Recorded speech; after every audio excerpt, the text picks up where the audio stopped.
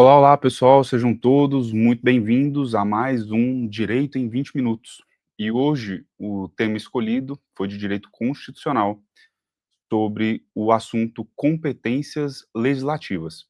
Para você que não sabe, nós temos um grupo de estudos pelo WhatsApp, onde a gente coloca conteúdos basicamente diariamente, e foi lá que atribuímos então a competência ali dos seus membros para poder escolher esse tema da aula de hoje, que foi um dos temas mais pedidos ali de Direito Constitucional.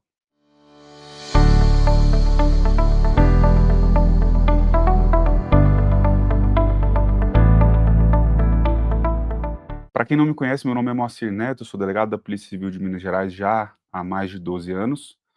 Tenho uma mentoria específica para ajudar você que quer estudar e quer ser aprovado no concurso para delegado de polícia, e sou de fato um apaixonado pelo desenvolvimento pessoal que o estudo proporciona. A gente sabe que ao longo da nossa jornada de estudo, a gente se descobre uma pessoa muitas vezes totalmente diferente daquela que a gente achava que era.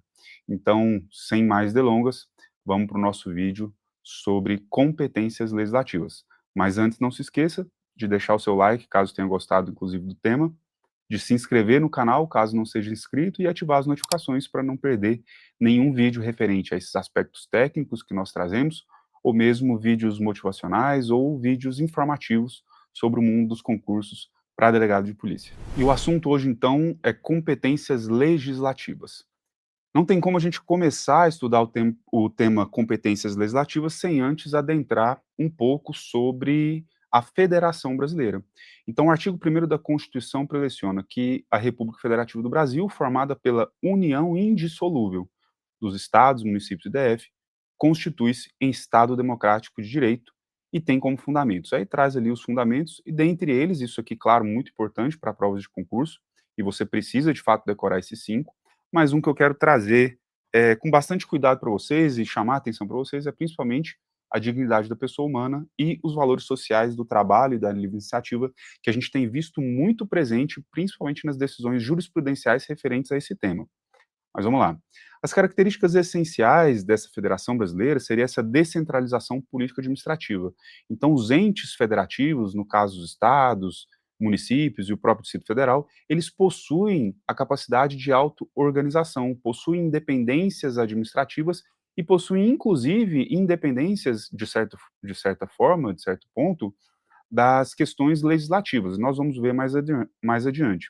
Então, a participação das vontades parciais na vontade geral. Vamos passar aqui por uma rápida classificação quanto a esse federalismo, e temos aqui um primeiro critério interessante para a gente trazer, que é a respeito do surgimento, quanto ao surgimento. Quanto ao surgimento, o federalismo pode ser por agregação ou por segregação. E qual que é a diferença? Pessoal, o federalismo por agregação significa que entes federados, aliás, entes autônomos e soberanos, abriram mão de autonomia, de soberania, para integrar, então, aquela federação. E aí esses entes federados, abrindo mão dessa autonomia, dessa soberania, fazem parte, então, desse único Estado federado, tendo, claro, independências administrativas, tendo ali capacidade de auto-organização, mas fato é que eles abriram mão de parte dessa soberania, de parte dessa autonomia. Muitos fazem correlação com outro critério, que seria referente ao federalismo por agregação e, consequentemente, o federalismo centrípeto, que seria aquele que, como se fosse ali no movimento da física mesmo, com a força atuando das extremidades para o centro. Então, seria um federalismo de formação centrípeta. Por outro lado, o federalismo por segregação seria, então, aquele em que um ente federado, aliás, um ente autônomo e soberano, ele se divide em outros que aí, então, passarão a ter autonomia, passarão a ter ali parte dessa autonomia, parte dessa soberania, se for o caso. Então, esse federalismo, por segregação, ele se dá, então, de forma ou por um movimento centrífugo, que seria, de certa forma, a fuga do centro para as extremidades. Então, essa classificação é muito importante porque reflete, em grande medida, na autonomia que aqueles estados federados vão ter. Então você percebe que quando há uma agregação, os estados federados possuem uma maior autonomia, porque eles abrem mão apenas de parte, enquanto que no federalismo por segregação, o ente central, que no nosso caso seria a União, possui uma maior autonomia, possui uma maior presença, né? Então, consequentemente, a autonomia e soberania, ou no caso, soberania, né, dos entes federados seria menor, seria mais reduzida. Então, tem grande importância nessa classificação. E aí eu trouxe para vocês também quanto à repartição de competências, e aí já pegando um pouco aí para o nosso tema de hoje. Temos o federalismo dualista, que é baseado basicamente na coordenação. Então, seria uma divisão horizontal de competências. Temos o federalismo de integração, que aí seria pautado na ideia de subordinação e, consequentemente, na repartição vertical de competências. E um federalismo cooperativo, e que o professor Novelino trabalha muito bem no seu livro, que seria basicamente esse modelo brasileiro. E tratando especificamente desse tema, o professor Novelino fala o seguinte: a ideia de competências verticais é veiculada pelo exercício coordenado das competências, sob a tutela da União, com o objetivo de tornar mais eficiente o desempenho das tarefas públicas por meio da colaboração entre as pessoas estatais. Então, percebe-se uma colaboração muito maior entre os entes federados quando se adotam esses critérios. E nós vamos ver que, no caso brasileiro, adotamos tanto a repartição vertical quanto a repartição horizontal de competências, e a gente vai ver mais adiante na nossa próxima classificação. Agora, entrando efetivamente no tema repartição de competências, o primeiro ponto que a gente precisa trabalhar é a respeito do princípio da predominância do interesse, porque vai fazer muito sentido, principalmente quando a gente estiver trabalhando em cima de competências concorrentes. O que é o princípio da predominância do interesse? Significa, então, dizer que aqueles interesses de ordem nacional, de forma mais abrangente, eles serão primordialmente afetos à União. Interesses regionais seriam afetos aos estados e, por consequência, interesses mais locais, pontuais, aos municípios. Então, esse critério de repartição de competência, esse princípio que vem reger a repartição de competência, ele é muito importante. Seguindo aqui, nós vamos entrar efetivamente nos critérios para a repartição de competência. E é aqui onde mora o ponto central da nossa matéria, do nosso tema de hoje. Vejam só, o primeiro critério para a repartição de competência seria a especificação de campos, né, a designação de campos específicos de competência legislativa e administrativa. Primeiro ponto, pessoal, competências administrativas dizem respeito à atuação administrativa do ente federado, então do Estado, município, União, DF. As competências legislativas seriam aquelas competências para legislar, para efetivamente você criar uma lei, um diploma normativo que vai reger determinado assunto. Agora, claro, dentro da ideia de repartição, a gente vai ver quais são os critérios aqui que vai determinar. Mas fato é que, para a União, nós temos o artigo 22, o artigo 21 e o 22 da Constituição. O artigo 21 designa aquelas competências administrativas da União, enquanto que o 22 traz as competências legislativas, e aí fala em competência privativa da União. Então, percebam que existe uma repartição específica de competências administrativas e legislativas. No caso dos municípios, nós temos o artigo 30. E no caso dos estados, é interessante porque não há uma especificação detalhada a respeito daquelas competências. É como se os estados possuíssem uma competência residual, tanto na esfera administrativa quanto na esfera legislativa.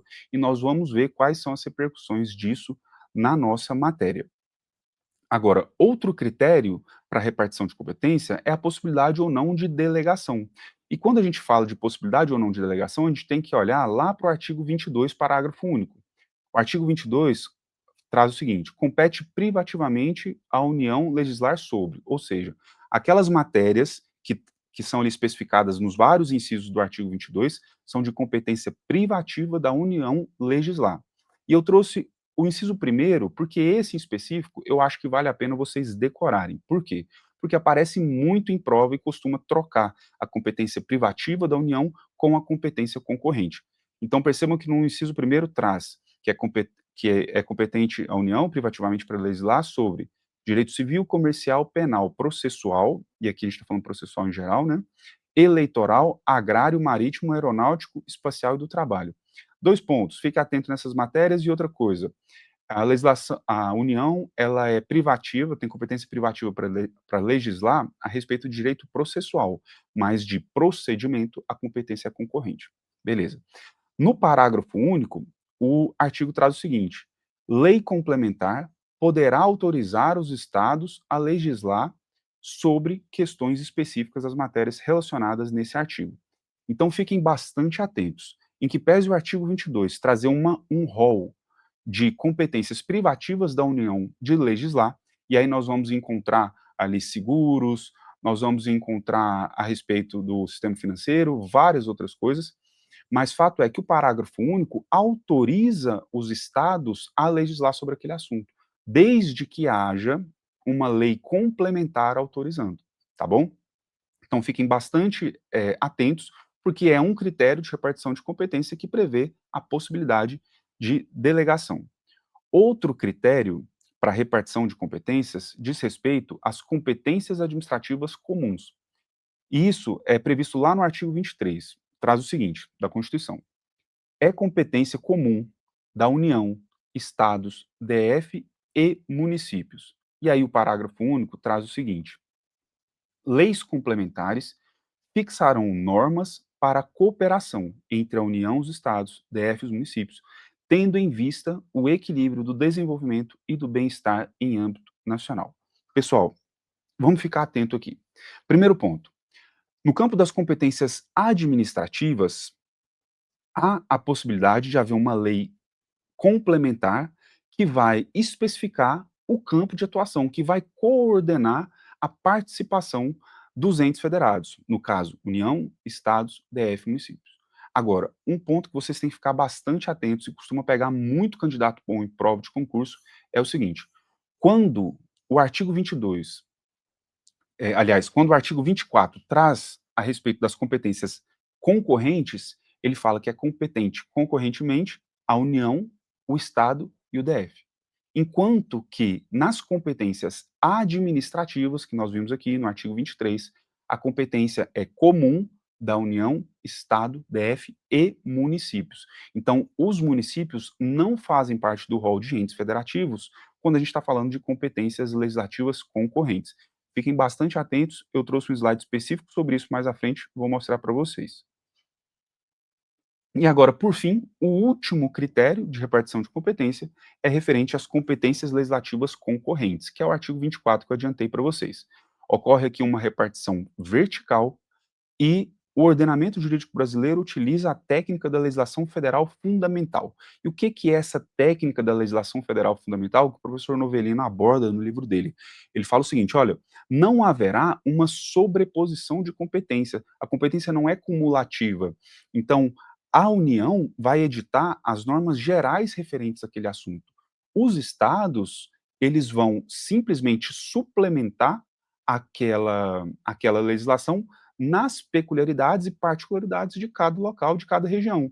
Então, se você pega, por exemplo, em âmbitos ambientais, você vê que o ecossistema, toda a dinâmica, enfim, toda a situação fática do norte do país é totalmente diferente da do Nordeste, que é totalmente diferente da do Sul. Então, em que pese a União trazer ali uma norma geral referente a todo aquele assunto, os estados vão editar normas locais trazendo a peculiaridade de cada caso, referente à flora, fauna, que seria esse caso do meio ambiente que a gente estava tratando. Beleza?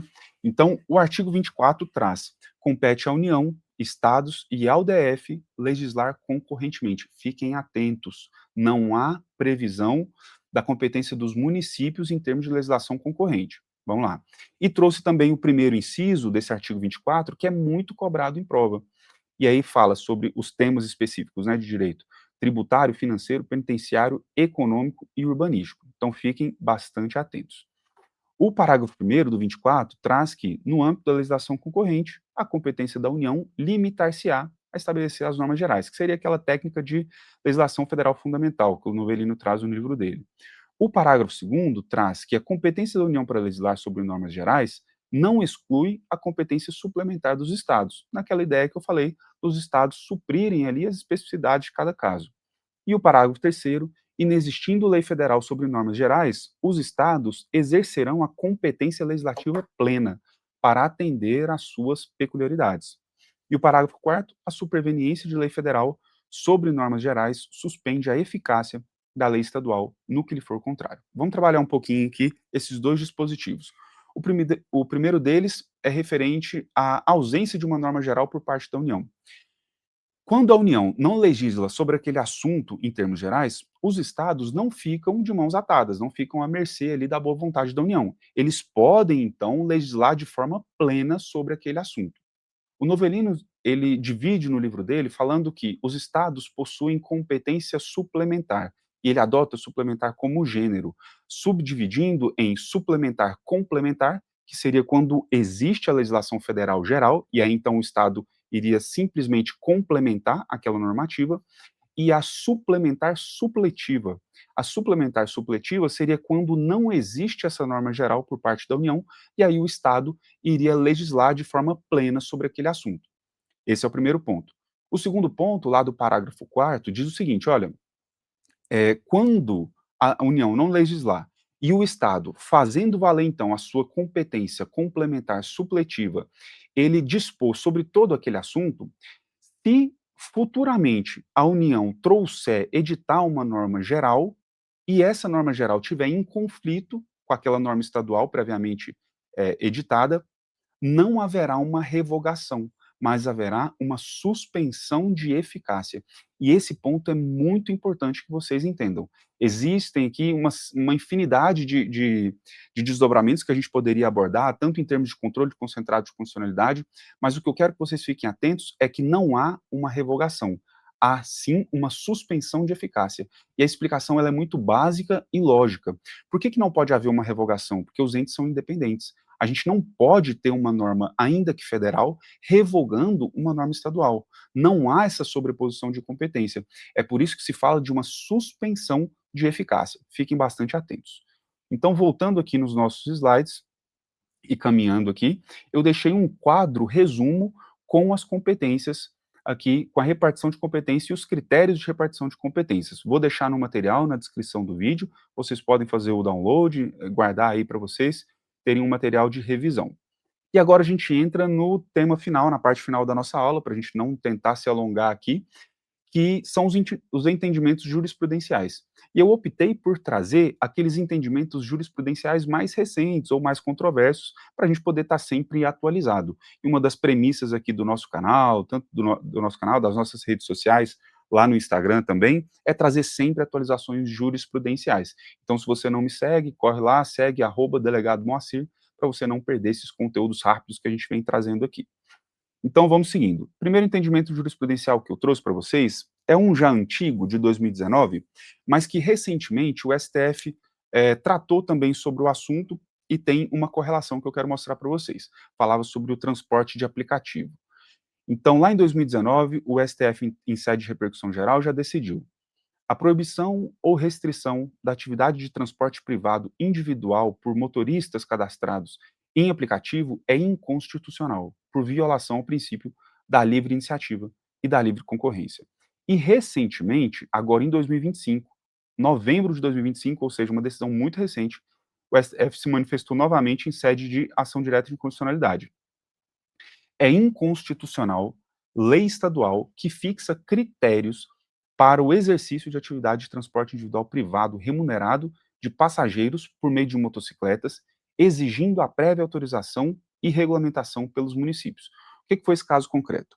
O Estado de São Paulo editou uma lei estadual falando o seguinte: em razão da preocupação do excessivo número de acidentes envolvendo ali no trânsito, envolvendo motocicletas e motoristas de aplicativo, eles editaram, né, o Estado editou uma lei falando o seguinte: olha, a partir de agora, somente aqueles municípios que regulamentaram esse exercício dessa profissão, enfim, dessa atividade, que vão poder, de fato, exercer de maneira lícita. Então, condicionou a existência de uma norma municipal, de uma lei municipal. E o STF falou assim: olha, não pode, isso é inconstitucional. Por quê? Porque há aqui uma afronta à legislação federal, porque a União já legislou, tem uma lei federal determinando as diretrizes básicas ali. Então há uma inconstitucionalidade material, no sentido de que foi contra essa normativa ali estabelecida. Tem os critérios. Então, o indivíduo ele não está vedado, não está proibido de exercer aquele tipo de atividade. Ele deve exercer de acordo com aquilo que foi previsto ali na normativa federal. E o Estado não pode condicionar, e aí entra a inconstitucionalidade formal também da lei, ele não pode condicionar a edição de uma legislação, né, enfim, de um diploma normativo do município. Aí haveria uma inconstitucionalidade formal, tá certo? E aí trouxe para vocês aqui a inconstitucionalidade formal quanto à competência. Afinal de contas, compete privativamente à União legislar sobre trânsito e transporte, diretrizes da Política Nacional de Trânsito, como de fato fez, como de fato legislou. E a inconstitucionalidade material seria que alegaram que haveria uma afronta à livre iniciativa, à concorrência, livre concorrência, né? Iniciativa privada e livre concorrência, e o STF entendeu que não há que se falar nessa inconstitucionalidade material, desculpa. E aí seguimos mais um tema que eu trouxe para vocês. É inconstitucional por violar a competência privativa da União para legislar sobre direito civil e política de seguros, norma estadual que determine a inclusão automática de recém-nascidos como dependentes em planos de saúde, independentemente de manifestação de vontade do titular da cobertura. Isso aqui é muito interessante, por quê? Teve um estado que legislou no sentido de que, olha, a partir de agora, depois daquele período de carência do dependente, né, do recém-nascido, ele vai ser automaticamente incluído no plano do dependente. Então houve essa imposição.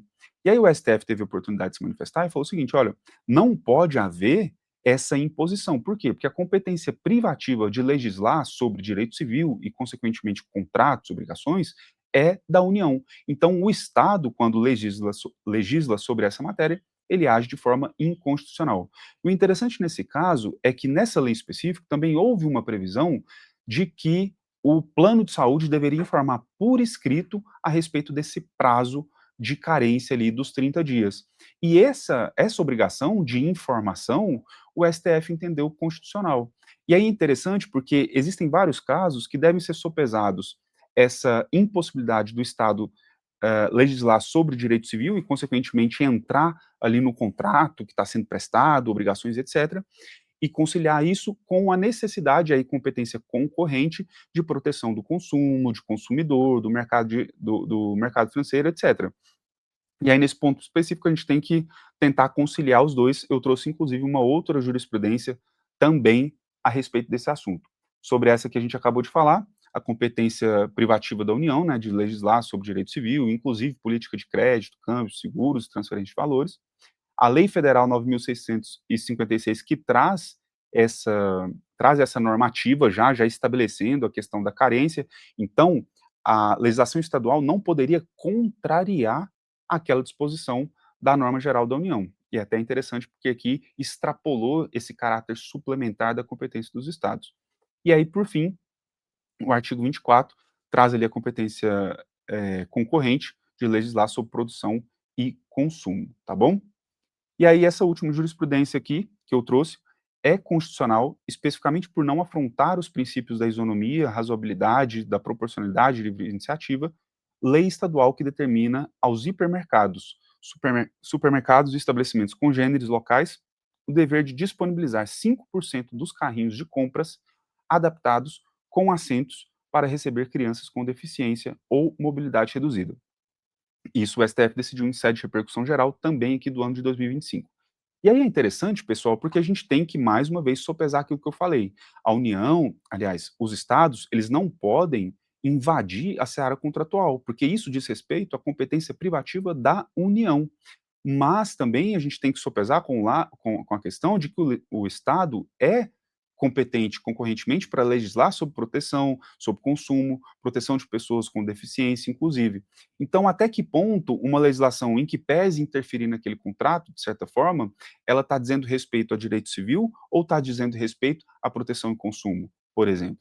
Então, é isso que a gente precisa sopesar. E nesse caso específico, entraram com uma ação de inconstitucionalidade, alegando ferir o princípio da isonomia, que seria no sentido de que, olha, isso é previsto, a imposição, para mercados, hipermercados, estabelecimentos congêneres. Quando você estabelece essa distinção entre estabelecimentos, haveria uma afronta. O STF falou que não, falou assim: olha, em que pese haver essa distinção, você está discriminando, mas através de um critério para fazer essa discriminação. Você está tratando de forma desigual aqueles indivíduos que são desiguais, e não haveria afronta à isonomia. E aí, no tocante à proporcionalidade, o STF também entendeu que não feriria a proporcionalidade, porque passaria naqueles 3 critérios da necessidade, adequação e proporcionalidade em sentido estrito.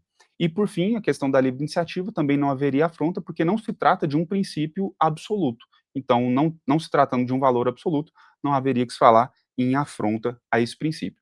E aí trouxe aqui para vocês o artigo 23, a questão da competência comum da União, Estado, DF e dos municípios, a questão de cuidar da saúde, assistência pública, proteção e garantia das pessoas, e a competência concorrente, né, legislativa, sobre proteção e consumo, previdência social, proteção e defesa da saúde, proteção e proteção e integração proteção e integração social das pessoas portadoras de deficiência. Então, não haveria que se falar nessa afronta aí, nessa inconstitucionalidade, beleza? Pessoal, chegamos então ao fim de mais uma aula, um pouco mais de 20 minutos. Peço licença aqui para avançar sempre um pouquinho ali dentro dos 20, porque não é fácil trazer, às vezes, temas profundos, temas polêmicos, temas densos aqui, em apenas 20 minutos, mas a gente tenta trazer as principais informações, associando sempre a jurisprudência, para a gente deixar aqui uma aula rica, para enriquecer realmente esse conteúdo que a gente traz para vocês. Então, mais uma vez, convido você a curtir esse vídeo, se você gostou desse conteúdo, desse formato, de trazer algo bem mais dinâmico, pontual, né? Hoje a gente vê que o pessoal não está buscando aquelas aulas de direito constitucional do início ao fim, passando por todos os temas, o pessoal está indo realmente em busca daqueles temas pontuais que têm maior dificuldade ou que são mais cobrados em provas de concurso. Então deixa um comentário aqui para saber se atendeu, se não atendeu, alguma sugestão, alguma crítica vai ser muito bem-vinda. Deixa o seu like aqui no vídeo, se inscreve no canal para não perder nenhum conteúdo, seja referente aos conteúdos técnicos de matérias de direito que a gente traz, seja referente aos aspectos mais motivacionais do estudo para concurso público, ou mesmo os aspectos informativos. Se você ainda não é inscrito, você ainda não faz parte do nosso grupo de estudos do WhatsApp, o link está lá na descrição, sugiro você a entrar para acompanhar as matérias, os conteúdos que a gente coloca, e para você também, claro, dar a sua opinião sobre o tema que você quer que a gente aborde, que a gente trate aqui nessas aulas rápidas de 20 minutos. Vai ser sempre uma aula por semana e, por consequente, eu espero encontrá-los aqui na semana que vem para mais uma aula de direito em 20 minutos, seja qual tema for das 4 principais matérias aí que a gente trabalha aqui nesse canal, tá certo? Um forte abraço, até os nossos próximos vídeos. Tchau, tchau.